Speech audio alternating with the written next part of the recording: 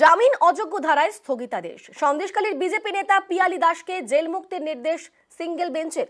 ব্যক্তিগত বন্ডে মুক্তির নির্দেশ দিয়েছেন বিচারপতি জয় সেনগুপ্ত।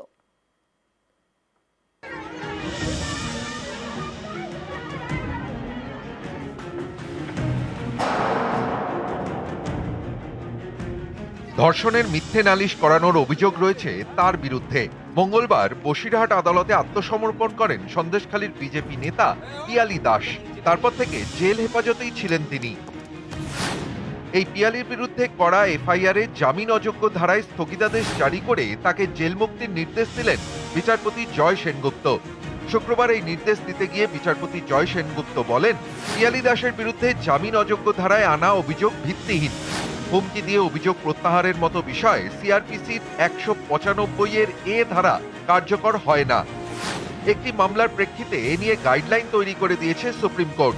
সেই গাইডলাইন বিরোধী পদক্ষেপ করা হয়েছে পিয়ালি দাসের ক্ষেত্রে।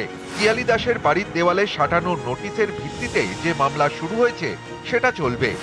এই মামলায় সমস্ত ধারা জামিনযোগ্য, তাই পিয়ালিকে গ্রেফতার করা বা তাকে জেল হেফাজতে পাঠানোর প্রয়োজনীয়তা নেই। এরপরই ব্যক্তিগত বন্ডে পিয়ালি দাসকে দ্রুত জেল মুক্তির নির্দেশ দেন বিচারপতি জয় সেনগুপ্ত। হাইকোর্ট নিজের আর্টিকেল 226 এর পাওয়ারটা ইউজ করে এই পার্টিকুলার প্রেয়ারটাকে কোশ করে আর সঙ্গে সঙ্গে বলে ওনাকে রিলিজ করে দেওয়ার জন্য। আর এটাও বলে যে লন্ডন ম্যাজিস্ট্রেটকে সুপ্রিম কোর্ট আর এই হাইকোর্টের ডিসিশনসগুলোকে কনসিয়াসলি জানানো উচিত ছিল before passing an order of custody or remand.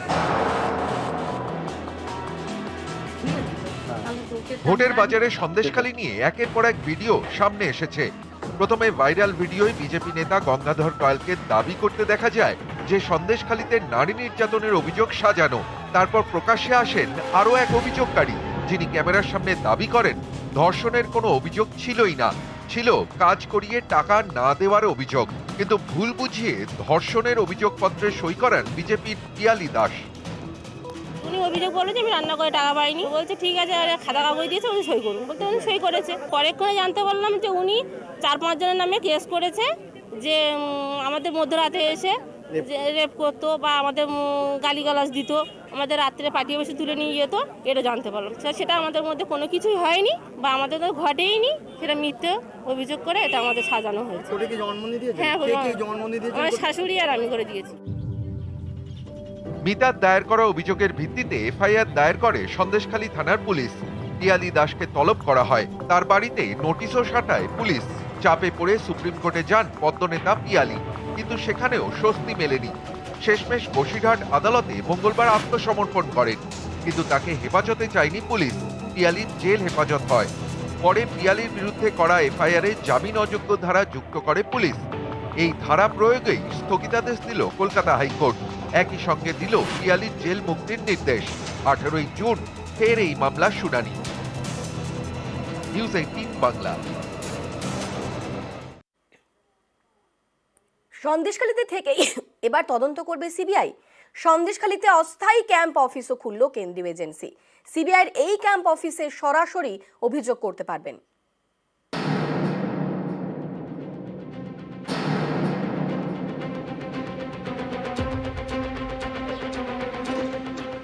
শুধু ইডির ওপরে হামলার তদন্ত নয়, কলকাতা হাইকোর্টের নির্দেশে জমি দখল, নারী নির্যাতন সহ সন্দেশখালীতে ওঠা সব অভিযোগেরই তদন্ত করছে সিবিআই।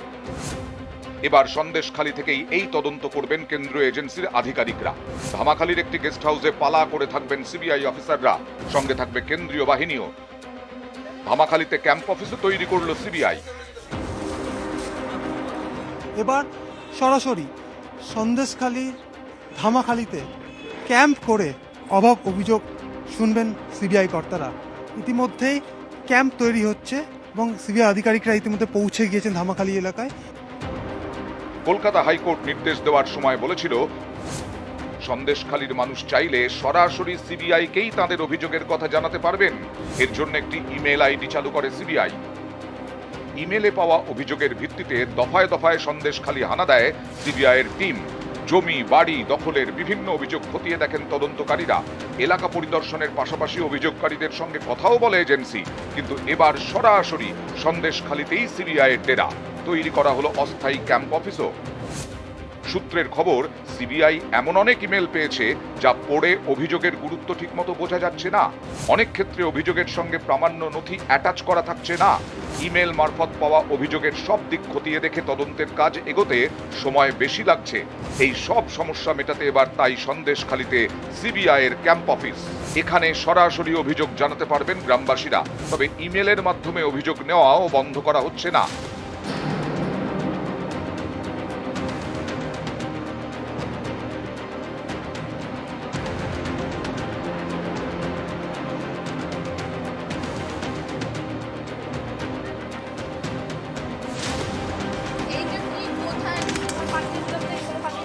সন্দেশখালী সংক্রান্ত যেসব অভিযোগ ইতিমধ্যেই জমা পড়েছে তা খতিয়ে দেখারও কাজ হবে এই ক্যাম্প থেকে। সন্দেশখালী থেকে ক্যামেরায় মনোজের সঙ্গে অমিত সরকার, নিউজ 18 বাংলা।